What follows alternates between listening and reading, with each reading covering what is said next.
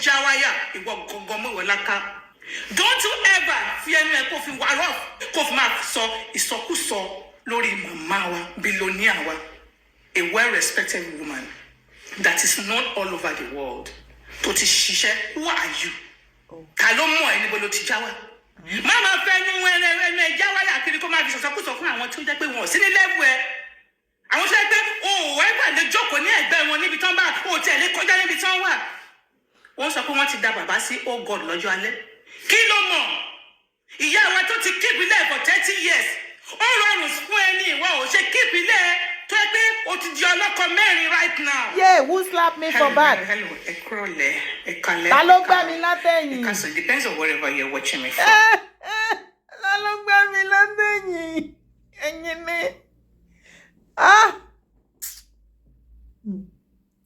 Ilé ayé ilé ẹ̀san wà. Ìwà tó bá wù à tó bá mọ̀ wù wà á jẹ́. Yẹ́dẹ̀ lórí social media yìí. Mewolaka. Ayé ẹ̀ tí wá bàjẹ́ là.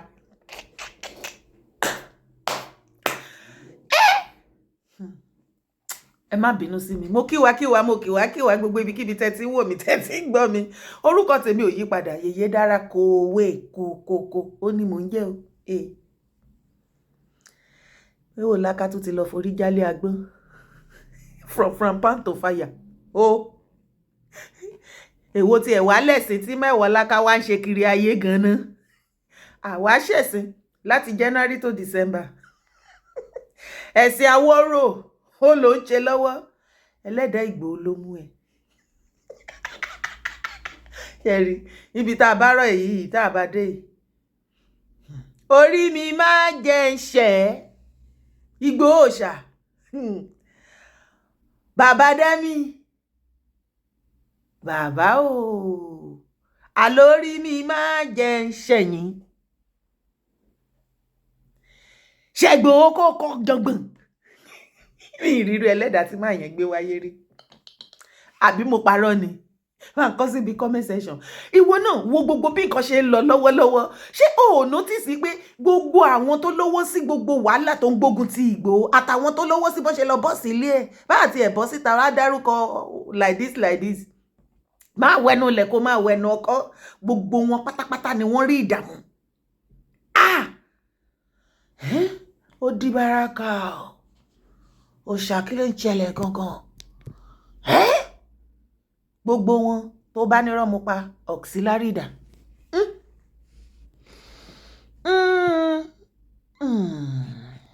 Wàá jáde síta lórí internet lórí Facebook wàá máa fẹnu kọ kiri Mewolaka, who are you?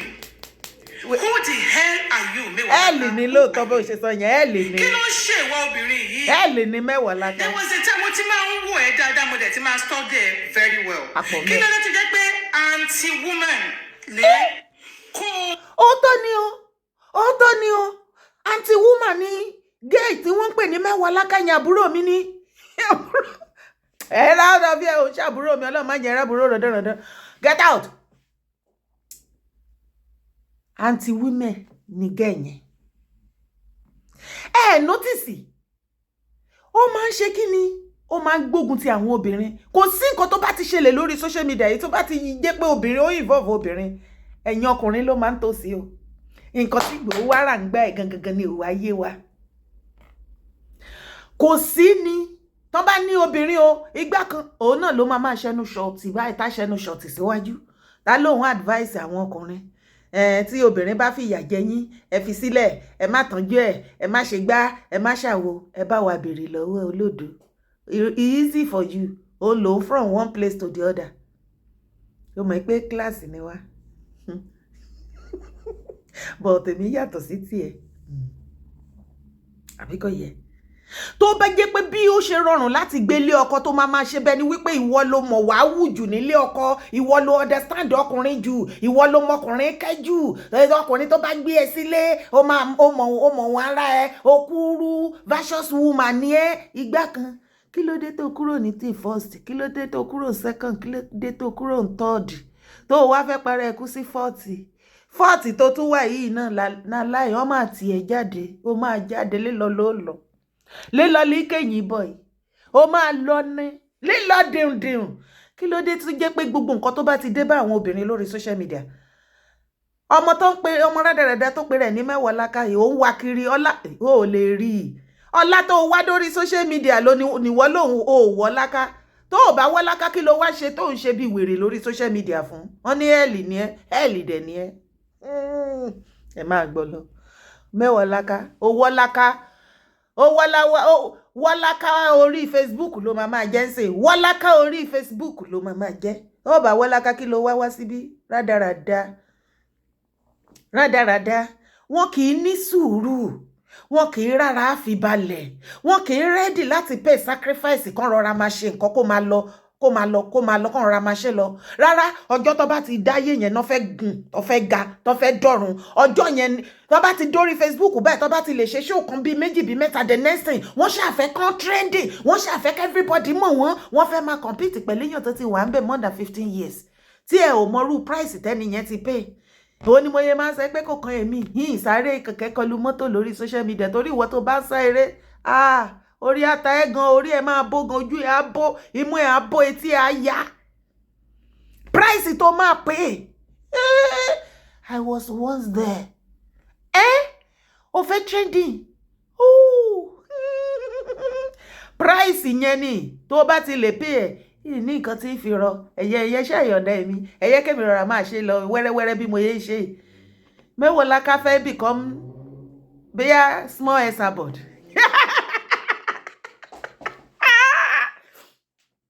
Mewolaka ó fẹ́ sọ̀rọ̀ ẹ̀ di small esabod lórí social media ni. Ẹ̀mí ìyá 1 billion ìyá ẹ̀ ò gbé. Kí ló fẹ́ fi kún? Orí máa tàyà ẹ̀ gan. Ṣé ó ti ẹ̀ wá rí ibi tó ti gé tó ti bó lọ́wọ́ ẹ̀ títí ayérayé ló máa jẹgbá yẹn? Onítọ́mọdé yẹmọ tó fi kún. Yìí ní dẹ̀yìn lẹ́yìn ìwọ olóorun burúkú. Ó ti pẹ́ tó ó yọ ọdún tó ti ń ṣe. Tí màmá gbé kéèsì ẹwà máa sọ pé wo ẹ kàn fi wèrè lẹ́jàre ẹ fi dìdìrín yẹn sílẹ̀. Tó bá ti fún jẹ lẹ́ẹ̀kan ẹ fi sílẹ̀. Ó wá tó. Ikọ̀ tó provoke mi nínú fídíò yẹn máa gbọ́ o. Ó ní ìwọ ò give a damn. Ó ní nǹkan tán ní kó má ṣe yẹn ó máa ṣe. Ọmọdé tó lóun bá ti dàgbà orí ẹyẹlé lòun ó mọ jẹ ni. Wàláhì Ẹlẹ́dà ẹyẹlé ò ní jẹ́ kọ́mọdé yẹn ó dàgbà lọ rẹ̀. Máa dójú ti obìnrin, kó máa yẹ̀yẹ́ obìnrin, kó máa bú obìnrin, kó máa ṣẹ̀ sí obìnrin, òun ló jẹ́ ìwọ Mewolaka. Kí ló dé, kí ni problem tó ní Mewolaka? Kí ló ń ṣe ẹ́, kí ló ń ṣe brain yẹn? Tó yẹ pé obìnrin ló máa ń wà after.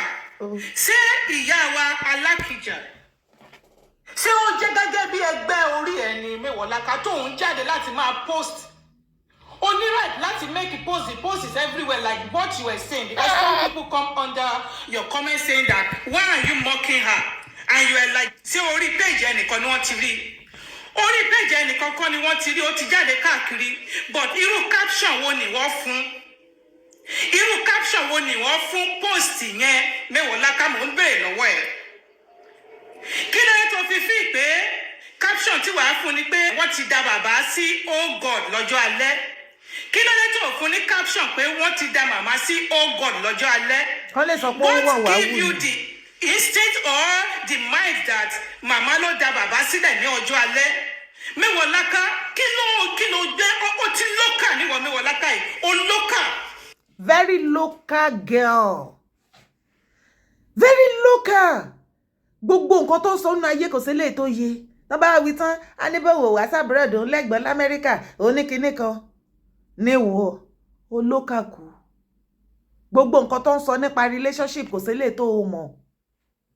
Ní locality ẹ̀yẹn náà, ní level locality ẹ̀yẹn náà, o ò lè maintain ayé ara ẹ̀ bẹ́ẹ̀.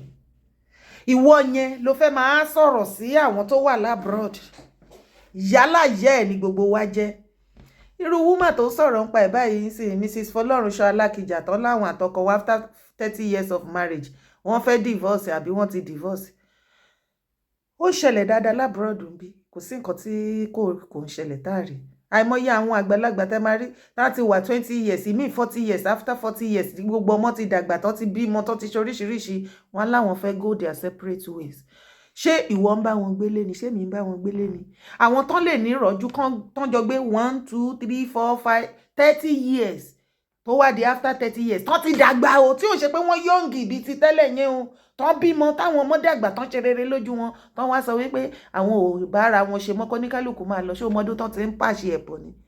Ṣé ọmọdún tán ti ń pàṣẹ ẹ̀bọ̀? Ẹ já kí èèyàn ní Nauma bí mọ́mọ́ yẹn 30 years ṣojú ó mọ nǹkan tójú èèyàn obìnrin rí nílé ọkọ ni. Ìwọ tó bá ti lè ní àmúmọ́ra àmójúkúrò àti sacrifice tó ní tí ò ní sí thank you ńbẹ̀, o ò lè dúró lé ọkọ torí gbé ọgbọ́n díẹ̀ àgọ̀ díẹ̀ báyìí lèèyàn fi ń gbélé ọkọ. And for somebody like Mama Alakija láti sọ pé marriage 30 years àwọn give up, àwọn move on, owó wà, everything wà, ṣé kò yẹ kó o ro orí ẹ pé there is more to that? Tí ò ṣe pé wọ́n yọ̀ǹgì o. Ilé tán ti fi wọ́n sílẹ̀ 5 years ago, 3 years ago, 10 years ago, you know, like that. Àti wípé Mewolaka orí Facebook, mo ti máa ń sọ fún ẹ pé ṣé orí ẹnu ẹ yìí ó máa ré bọ́ọ̀lù ẹ lẹ́sẹ̀ láìpẹ́ láì jìnnà sí ní pẹ̀lú. Mo sì rí ẹ̀wọ̀n wájú ẹ o. Bí wọ́n bá kọ̀ tán fún mi ládírẹ́sì ẹ, wàá tọ́lu èèyàn kan lórí social media, wàá ṣe ṣòfin yàn kan, ẹ̀wọ̀n tí rẹ̀ ń wájú mi ìdẹ̀ ṣeré o. Á dẹ̀rù pé bóyá mò ń bu ni o. Honestly, Mewolaka mò ń wò ẹ lẹ́wọ̀n báyìí. Aṣọ blue mo rí lọ́rùn ẹ báyìí.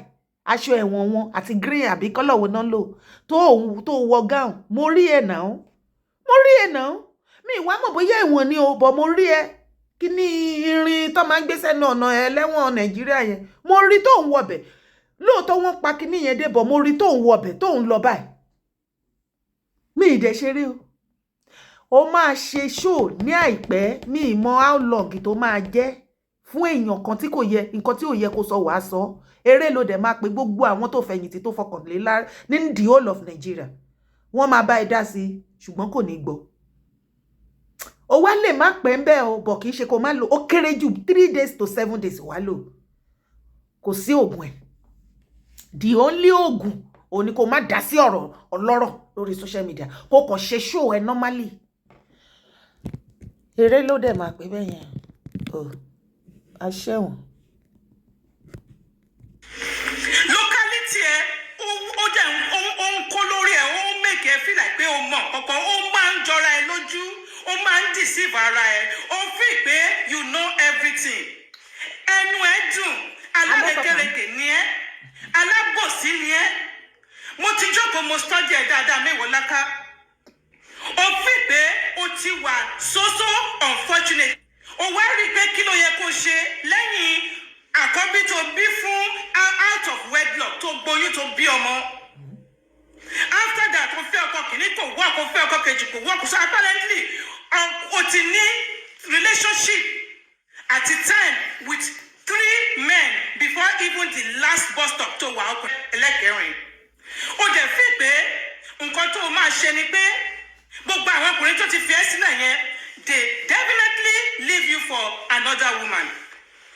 So you were pained and you were unhappy. Kìnì yẹn ó ń dùn ẹ́, òun ló ṣe jókòó tó fi fi pé kí ló fẹ́ ṣe. Ó máa go against àwọn obìnrin láti máa sọ̀rọ̀ dúdú nípa àwọn ọkùnrin láti pálí pẹ̀lú wọn. So that they can love you, so that you can feel belong.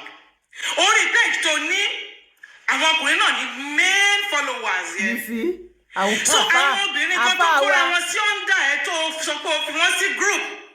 Àwọn obìnrin yẹn, they don't know whom they are, because if they know whom they are, they should know, study you very well to see that you do not have their interest at hand. It's not that you love them. It's not that you want to bond with them.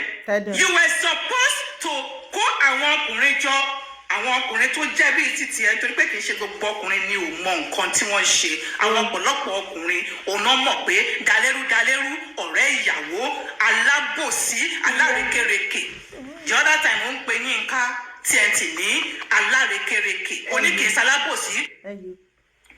Ìwọ dẹ̀ ní ìwà yẹn, ìwà tó ń pe èèyàn yẹn, ìwọ gangan, that is who you are, alárekereke ni ẹ́.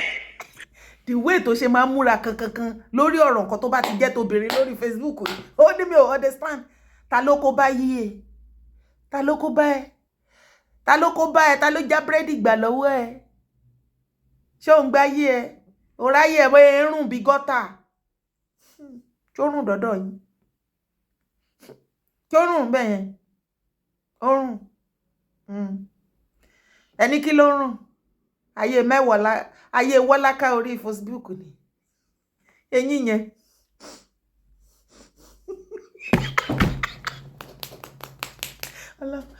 Mi like máa fi bú ara búyàn, mi like torí kò sí gbogbo tọ́lọ́run mi lé ayé dáadáa ni.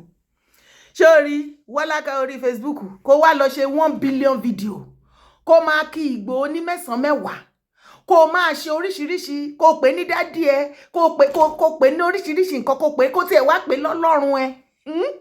Wàláì kò stop ìyá ẹ lọ́dọ̀ ti tèmi, kò stop ìyá ẹ orí báyẹ̀ ṣe bàjẹ́ là. O tí ì rí pé ó ti ta fún ẹ gan lórí social media báyìí. O rí bó ṣe ń lọ fún ẹ o lè rí.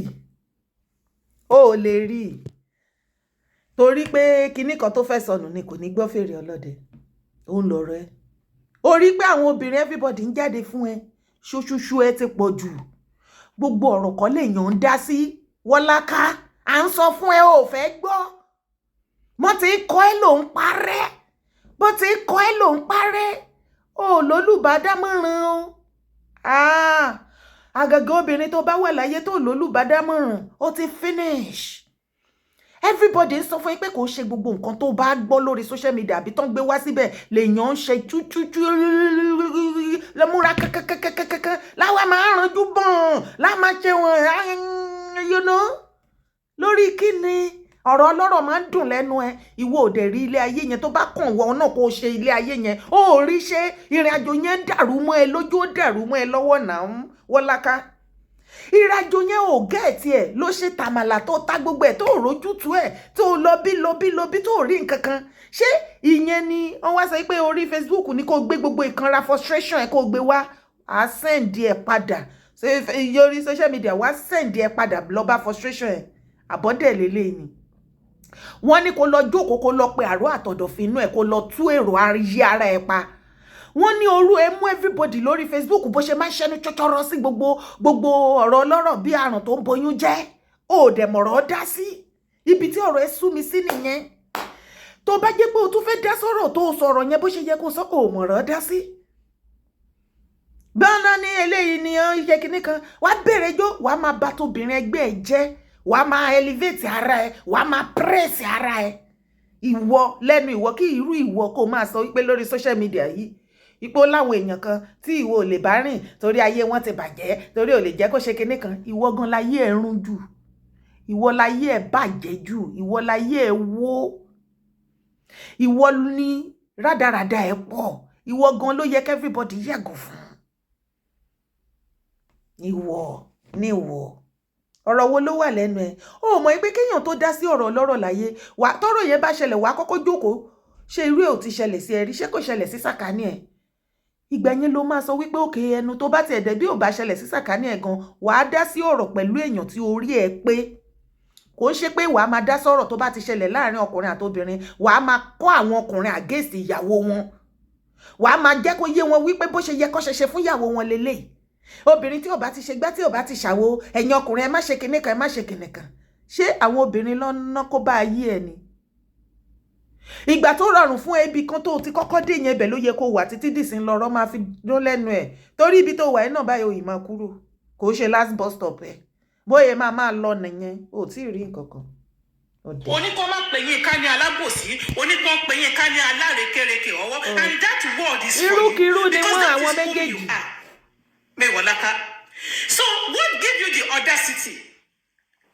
Who are you? Lẹ́gbẹ̀ẹ́ ìyá wa Alakija, billionaire wa, màmá wa, ọ̀rẹ́ wa, obìnrin tó mú obìnrin proud, tó jẹ́ kóbìnrin believe pé obìnrin ó lè dá nǹkan ṣe kí ló jẹ́ kí ni ẹ́.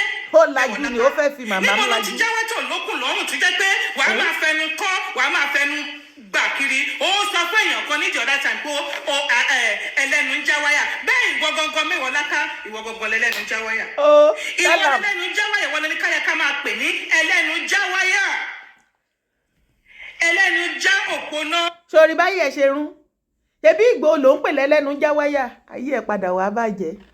Ìwọ gan lẹ́lẹ́nu já wáyà ṣé o ti gbọ́ ṣé o fetí ara ẹ gbọ́ o gbádùn ó gbádùn kó má sọ̀rọ̀ sí fámílì ẹ̀ ìwọ lè sọ̀rọ̀ ẹ máa wo gé yìí o òun sọ pé ẹni tí tó bá fẹ́ ṣe kán ṣe fún ẹ kán má ṣe fún fámílì ẹ̀ ló kù tá máa dá sí nísìn tó bá lọ ya wèrè sórí social media àwọn fámílì ẹ̀ ló máa jìyà ẹ̀ ìwọ lè máa dá sí fámílì oní fámílì àbí irú màmá oní màmá Alakija àtọkọ wọn kí ló kàn ẹ́ must you analyse everything must you analyse everybody's life torí pé o fẹ́ wà important torí o fẹ́ kó máa gbé e torí o fẹ́ kó máa ṣe kinní kan must you ṣé gbogbo nǹkan tó bá ti ṣẹlẹ̀ sí àwọn ẹni ẹlẹ́ni gbogbo ẹlẹ́ni láti máa fi ṣe analysis lórí social media ẹ̀yin tẹ́dẹ̀ máa ṣe kinní yẹn ayé yín rùn ilé yín rùn ọ̀nà yín rùn ṣùgbọ́n nǹkan nìkan kíá ẹ ti dá sí ẹ wá máa ń yànnà náà ibi tó yẹ kó gbésẹ̀ sí lélẹ́yìí kò yẹ kó gbésẹ̀ síbẹ̀ yẹn bó ṣe yẹ kó ṣe wí eléyìí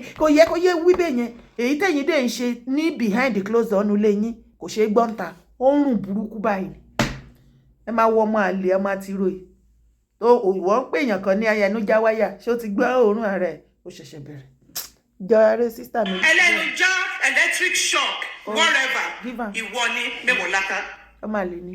àwọn fámìlì ẹ ti bá ẹ sọ̀rọ̀ ò gbọ́ wọ́n advice ẹ ò gbọ́ ó fi pé route tó ń tọ̀ yìí oní the right path ni wọ́n distance ara wọn lọ́dọ̀ ẹ nítorí. ó tọ́ tiẹ̀ ni mo rántí mo rí fídíò yẹn thank you my sister I love you mo rí fídíò yẹn wọ́n ṣe ẹ̀dọ́dọ̀ mi wọ́n ní àwọn ẹbí Wọ́láká orí Facebook sọ pé wọ́n ti disclaim ẹ̀ wọ́n ti yọ kúrò ní ẹbí wọn kò ń gbọ́ràn wọ́n ti bá sọ̀rọ̀ kò gbọ́ràn wípé ìwà burúkú tó wà lọ́wọ́ ẹ̀ náà nìyẹn abalajọ tí ò rí ilé ọkọ gbé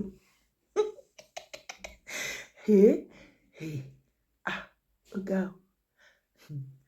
of recent lẹ́nu bíi 3 years síbí ẹjọ́ family media wo lórí social media ẹlẹ́rí tó bọ́ síta tán wá disclaim media kò sí ta ni wọ́n ṣe fún o ẹ bá mi korúkọ ìsábẹ́ comment section ta ni family of recent bọ́ sórí social media tán ní àwọn ò mọ̀ rí o kò ń ṣe bí àwọn ti kọ́ lọ́mọ torí kò ń gbọ́ràn ní ìwà rándanrandan náà ló ń wù kiri ládùúgbò ní gbogbo ibikíbi tó bá dé everybody ló yàgò fún ẹ ẹjọ́ ta ni ìtàn yìí bá lọ lórí social media wo nìyẹn o ẹ bá wa kọ sábẹ́ comment section ọmọ àtìró ọmọ àlè olóòórùn. o ti kó dọ̀tí bá gbogbo ìdílé ẹ o ti jẹ́ kí màmá ẹ àti bàbá ẹ àti fámílì ẹ o ti jẹ́ kí wọ́n máa ráre kiri lórí social media that you are a speaker on what the nonsense you call yourself doesn't mean that you should be embarrassing your family. ó ti ẹ́ ọmọ àlè ọmọ àtìró ti ẹ́ ó embarrass màmá ẹ ó embarrass bàbá ẹ ó embarrass gbogbo ìrandíran wọn ó embarrass ọkọ ẹ̀ gan pàápàá èmi rò pọ́n ní iyì làwọn obìnrin jẹ́ lára ọkọ wa kàkà tí Wọ́láká orí social media I must lo gbalagidi they must know me by fire by force notice me by force or I die.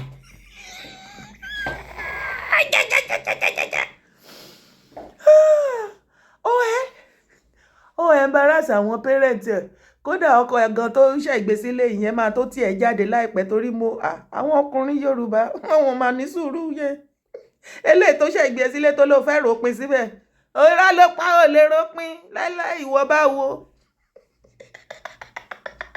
ó yìí máa tiẹ̀ jáde torí ẹ̀sìn ọwọ́rò tó ń ṣe yìí báyìí sìn á ti ìyàn tó ṣègbé sílé lójú kò ní mọ̀ ìpẹ́sìn tó ẹ̀sìn sàn tó máa tó báyìí ni ẹni ẹlẹ́ni iyì ló yẹ kó fi kún ayé ẹ̀ ẹ̀sìn tó wá fi sí tí ò bá tètè já ẹ jù ú lẹ̀ àfẹ̀mọ́ kó márùn-ún ayé ẹ̀ á tún ju ẹ̀ síta náà ni as usual.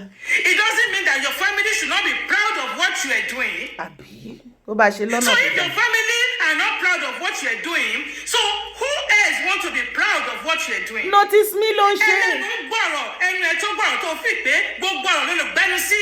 ó bẹ̀rẹ̀ ìgbà tó bẹ̀rẹ̀ ó ń gbé gèlè ẹ síwájú ni tó ń ta gèlè síwájú báyìí.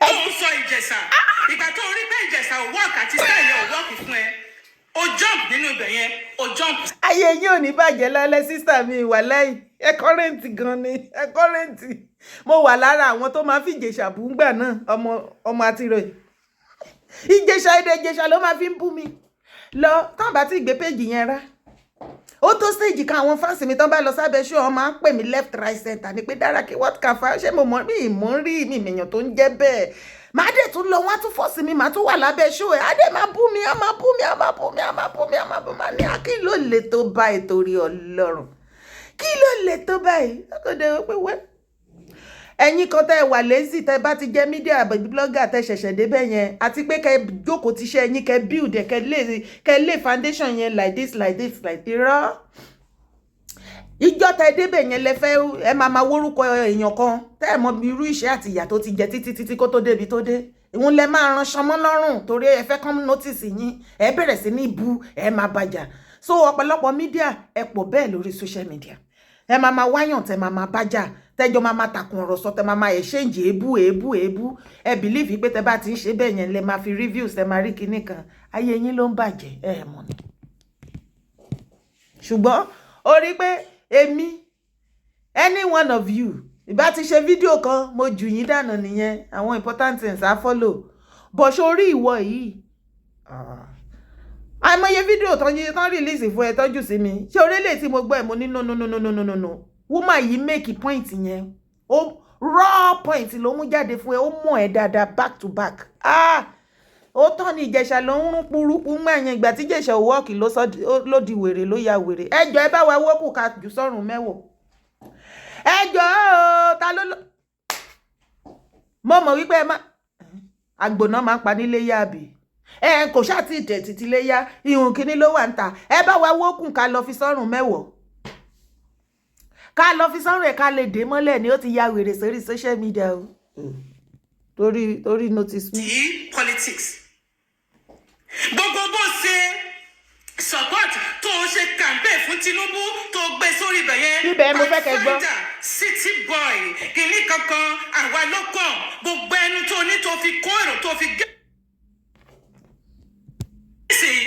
Do you have that energy to come out to condemn everything that is even going on in Nigeria with the way the government is going, with the way tí rádaràdá ṣe pọ̀ gbogbo ibi tó ń pa everybody táwọn èèyàn lè jẹun táwọn èèyàn ń fò sọ́lẹ̀ tó ń kú tó ń pokùnso?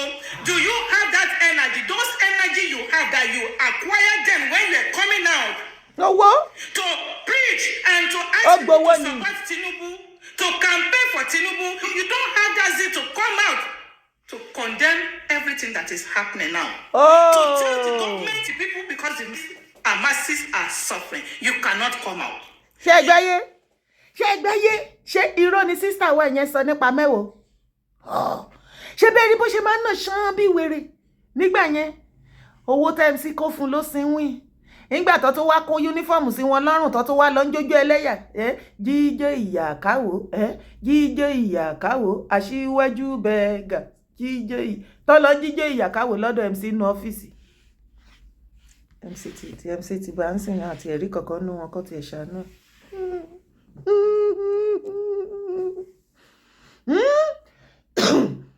Ṣé bẹ́ẹ̀ rí bó ṣe múra kankan nígbà tó fẹ́ ṣòkú bàbá ẹ̀ wọ́n gbé gbẹ̀mù fún ẹnu rẹ̀ ló fi wá sọ gbogbo bó ṣe náà ṣan gbà yẹn ọ̀pọ̀lọpọ̀ yín tẹ́ lọ bẹ̀ tẹ́ ń bú wa báyìí ẹ ráyé yín ẹ̀rí bẹ́ẹ̀ ṣe ẹ̀yin lè bí padà wá pa sìn ebi ti wá fẹ́ lọ yín nífun báyìí ibi tọ́rọ̀ yẹn tiẹ̀ wá dé dúró mo lẹ́ẹ̀kì yín jàre bàbá Tinubu ní kí àwọn gọ́fúnọ̀sì kí wọ́n fi àyè gba àwọn bòròró àwọn Fúlàní tó ń jí yín gbé tó ń pa yín nítorí pé láìkì ẹran láyé ìgbà kan náà máa sọ wípé Yorùbá máa sọ wípé mi ò nítorí pé mo fẹ́ jẹran kí n wá pe màálù ní bùrọ̀dà bọ̀ níbi tá a wá tọ́rọ̀ dé dúró báyìí sìn nítorí ẹ fẹ́ jẹran ẹ ti ń pe màálù ní yes my lord. ní ìgbà tí Mewolaka ń campaign tó gbowó burúkú lọ́wọ́ àwọn pípù yìí ìbẹ̀rù bóyá ṣe nígbà tí gbogbo ẹ wá dojúrú nísìn ẹkún ni wèrè wá bú sí lórí social media ẹlẹ́kún òfò alábòsí wọn tẹ lásìkò rojọ́ náà ilé ló ń túfẹ́ kan tẹ́lẹ̀ iṣẹ́ owó tó ṣe ń gbà yẹn ló ṣe owó tó gbà òun ló ṣiṣẹ́ ẹ̀yin dìdìrìn ẹ̀ ń lọ support ẹ̀ ṣé ó pé owó yẹn dọ́dọ̀ títí yín ìgbà tó campaign tó ṣiṣẹ́ owó tó tẹ́bi ń pa yín nísìn èèyàn mélòó nínú yín ló ti wá fún lóúnjẹ tó ti sanwó school fees ọmọ yín ẹ lè gbọ́n ọ̀pọ̀lọpọ̀ yín ò lè gbọ́n lórí social media. You are always diverting your power and your strength to what you think is going to favor you. Elenu Jawaya, Igboho Mewolaka. ìwọ gangan ni ẹlẹ́nu ń já wáyà, ẹlẹ́nu ń já electric shock, ẹlẹ́nu ń já pole. Who are you? Auntie, ní sùúrù. After you make Auntie, ní sùúrù, ní sùúrù. about our billionaire mama wa Alakija, ó jáde síta again, ó tún wá sọ wípé gbogbo ẹlẹ́nu já wáyà. tó ń plan tó ń dúró de ọjọ́ alẹ́ wọn láti dá ọkọ wọn sí hòhò láti fìyà jẹ wọ́n. Pé kọ́lọ́run kó fìyà jẹ wọ́n. Why is it that you are a cunning person? You are always coming for women. Why is it that you are an anti-woman? Why is it that you are a bullying woman? Kí ni obìnrin gbà lọ́wọ́ ẹ̀? Kí ló rà nígbà ẹ̀? Àmọ́ o. Nítorí pé àwọn ọkùnrin ti fi ẹ́ sílẹ̀ lẹ́ẹ̀kíní lẹ́ẹ̀kejì lẹ́ẹ̀kẹta tọ obìnrin míì lọ. So òwa ń wá ó dẹ̀ ti ṣe wọ́n ti fẹ́ràn lè rí ọ̀dọ́ ọkùnrin míì tó kó gbá sí nísìn. Tóró ti sọ ní one of your video. Wọ́n tó bá ti rí bí wọ̀ báyìí aṣọ obìnrin tó ti rí ọkùnrin míì tó máa fẹ́. Ó ní ibẹ̀ ni wàá takú sí oní by force by fire ni. Ó lè ní ó ti fẹ́ rò pé sọ́dọ̀ brọ́dà yẹn yín family brọ́dà yẹn lọ wo brọ́dà yín irọ́ ló ń pa ó máa frustrate bọ̀dá yẹn ni wọ́n ní kò gbádùn. Wọ́n ló ní jàgídíjàgan ni wọ́n lẹ́lẹ́sẹ̀ òsì méjì ní mẹ́wọ̀. Wọ́n lẹ́lẹ́sẹ̀ òsì ni wọ́n ní kò sí ni bó bá kò ní burúkú owó tó bá fi lè fàyà kan àyè ẹ̀ báyìí tó gbé wọlé ilé ẹ̀ máa dahoro ni. Brọ́dà tó wà mẹ́sìn ẹ pẹ̀lẹ́ ti yín ẹ ti forí ko. Wípé ohun tá a sọ kò ṣòótọ́. The fact pé àwa là ń sọ ló ń bí wọn nínú. Àwa yàtọ̀ sí àwọn tó ń ba ẹbí jẹ́. Àbẹ̀bí ẹlẹ́bí jẹ́. Àwa ẹni yàtọ̀ sí àwọn tó ń promote immorals. Yíká. Tó ń promote ìbàjẹ́ láwùjọ. Yíká tí ẹ ti Àwọn pẹ̀lẹ́. òṣèbẹ̀ àbá ẹbí jẹ́, àbàlú jẹ́, àjàlúrú. Ṣé lórí òótọ́ yìí ni ogún dìde fún ó bẹ́tà? Tó bá ní kí ló ṣe, wá ló máa sòótọ́ ọ̀rọ̀ kan ni. Wọ́n ní sọ wípé ó dọ́kọ ni, àbójalè ni, àbí ó ń pollute society, àbí nǹkan tó ń ṣe, ó pollute mind àwọn ọmọ, ó ń ba ẹ̀sìn jẹ́, ó ń da ẹbí rú, ó promote àgbèrè, ó ń pè àwọn ìyálé ilé àbí ìyàwó ilé fọ́kọ ọlọ́kọ. Yíká tí ẹ ti. We should be proud of ourselves. I'm proud of myself. My husband is proud of me. My children are proud of me. I do not feel guilty and I do not feel bad at all. So let them say, mo tún ti wá nǹkan mi tí màá sọ tí màá tún fi step on toes wọn ká tún bọ́ síta. So like what I say, you guys listen to this clip. And you think you are humble, you are submissive. Who told you that? Oh. Who told you you are? You are not. You keep painting the picture of yourself that you are not. Àwa máa ṣe bẹ́ẹ̀ ni pé People ni that have senses. òun ló gbójú òun ló clean òun ló nice òun ní gbogbo ẹ̀ every other obìnrin. It is not whom you are. Ọ̀bùn. Whom you are is different from what you are portraying on Thank social media. you. I'm telling you. You talked about divorce. You always talk about polygamy. You did. Oh my God, Jenny, what Mewolaka. Ó bàlùmọ̀. Àwọn ọmọ tí bàbá wa bí sọ́wọ́ ọdún mẹ́rin ló gbà lọ́wọ́ wọn náà. Can you respect Ó yourself? bàlùmọ̀. Ṣọ́ ara ẹ̀ Mewolaka kò jẹ́ kó lọ ṣọ́ ẹ̀. Tell her. Ẹnu ẹ̀ tó fi ń já wáyà, tó fi ń já pole, tó fi ń já electric shock kiri yẹn. Bẹ́ẹ̀ ni ẹ̀yin dákẹ́ because you are a local woman. You think you know everything, you know nothing. Tell her. Ọkàn local ni. Tell her. Àwọn tó dẹ̀ kójọ tó ń preach locality ẹ̀ fún. I pity them. Irúkìrú Ẹnu ni wọn wọ́n. ṣe mí torí kò sí ọgbọ́n kankan lórí ẹ̀. Irúkìrú ni wọ́n. Pride ló full of pride. Arrogant ló jọra ló pọ̀ jù. Ẹnu ẹ̀ dẹ̀ jù irọ́ ni most of the things tó máa ń sọ. O. Ó sọ pé let me play this little clip here. O má play again. O ta ló ṣẹ̀sìn ẹ̀sìn àwọ̀rò tàwa lẹ́nu ń já wáyà ń sìn last. Ó laka mẹ́wọ̀ oléyàn kan ẹlẹ́nu ń já wáyà ta lẹ́nu ẹ̀ wá já wáyà ń sìn tí ẹ bá ẹ. O tí ì mọ̀ kankan. O bá àwọn ẹ kó o pe Ìgbòho ní dádì ẹ kó o tẹ̀ wá ṣe paríparí ẹ̀ kí òṣà wá pè é lórí fóònù lórí live show wàláì kò gbà ẹ́ lọ́wọ́ mi, béèrè mi dáadáa lọ́wọ́ òòṣà. Gbogbo ọjọ́ tí mo bá ti rí títí gbogbo kíní tí mo ní time tí spirit mi lọ, wàá jẹgbà. Bó o ṣe ṣòfẹ́ anybody, wàá jẹgbà. Àwa máa fi yí ẹ wípé kó tread softly lórí social media. Orí ojú ẹ tó fẹ́, ọrùn ẹ tó fẹ́ ga ju ayé ẹ lọ, tó fẹ́ kan sánmọ̀ yẹn, á gbé ẹ. Wàá mọ bó ṣe ń lọ lórí social media. Jẹ́ kí ọ̀rọ̀ máa wọ̀ ẹ́ létí, ara nǹkan tó ṣe rí ilé ọkọ dúró sí nìyẹn. Jẹ́ kí ọ̀rọ̀ máa wọ̀ ẹ́ létí. Kì í ṣe gbogbo ọ̀rọ̀ lèèyàn ń dá sí. Especially tó bá ti di ọ̀rọ̀ private life àwọn èèyàn kan, mo máa ń wò yín tẹ́ bá jókòó. Wọ́n bá ní live eléyìí ọ̀rọ̀ ohun àtọkọ àbọ̀mọ àbí kinní kan, tẹ́ máa jókòó conducively, ẹ jókòó. Ẹ wá máa analyze. Ibi tó ti sọ yẹ kò yẹ kó sọ bẹ́ẹ̀. Ibi tó ti ṣe yẹn kò yẹ kó ṣe ayé ti yín lójú. Ayé ti yín dá, ẹ̀yin mọ̀ wú àbí? Ẹ bá dẹ̀ máa ṣe ẹ ṣe mọ níwọ̀nba. Ẹ ṣe mọ níwọ̀nba. Ẹ máa condemn àwọn ẹni ẹlẹ́ni wọn mọ̀ ṣe. Kí ló kàn ẹ́ pẹ̀lú ìyá Alakija? Kí ló kàn án? Kí ló kàn ẹ́?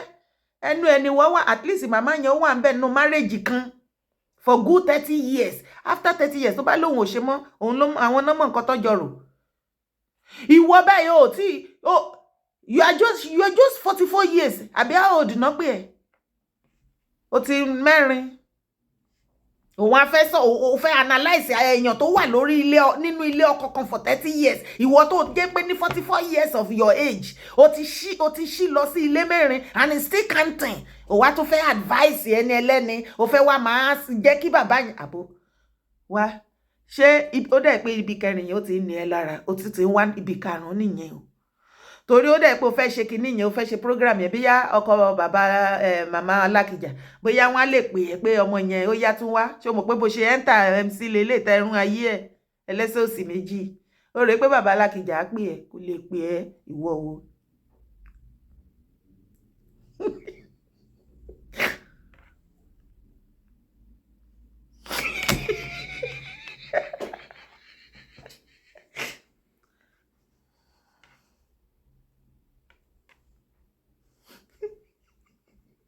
Ẹ máa ranjú ní àranjú wọn báyìí. Àwa ṣe yín rà.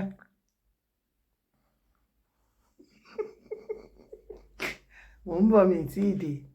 Wàá jẹ́ kí sàníyà ọmọ àlè. Ẹ̀yin tèmi jàre. Ẹ bá mi bó fídíò ìkó dọ́dọ̀ ẹ̀ kó lọ fà. Ó ṣẹ̀ṣẹ̀ bẹ̀rẹ̀. O tí ì rí nǹkan kan. Tó bá tó stage kan gbogbo show tó bá ṣe tí mo bá rí àyè, wá máa jẹ gbalẹ̀ lórí. O ní láti sọ̀rọ̀ sí anybody inú movement. Káyé. Má gbàgbé láti bá mi subscribe sórí YouTube channel yìí. Ó yẹ bá mi fún ní èsì ní abẹ́ comment section. Ẹ bá mi rán lọ sílé. Ẹ̀yin family Mewolaka, ẹ pẹ̀lẹ́ o. Kí báwo lẹ̀yin náà ṣe rìn tọ́lọ́run wá tari ọmọ burúkú báyìí sọ́dọ̀ ti yín. Tó wá bojú yín jẹ́ tó bá yé yín jẹ́ lórí social media. Anyway, ọ̀nà ẹ ti disclaimer. Disclaimer o, ẹbí Mewolaka wọ́n ti kọ́ o, wọ́n láwọn ò mẹyẹ tó ṣú mọ́, kò sí lára àwọn ẹbí wọn mọ́ o. Ó bẹbí jẹ́.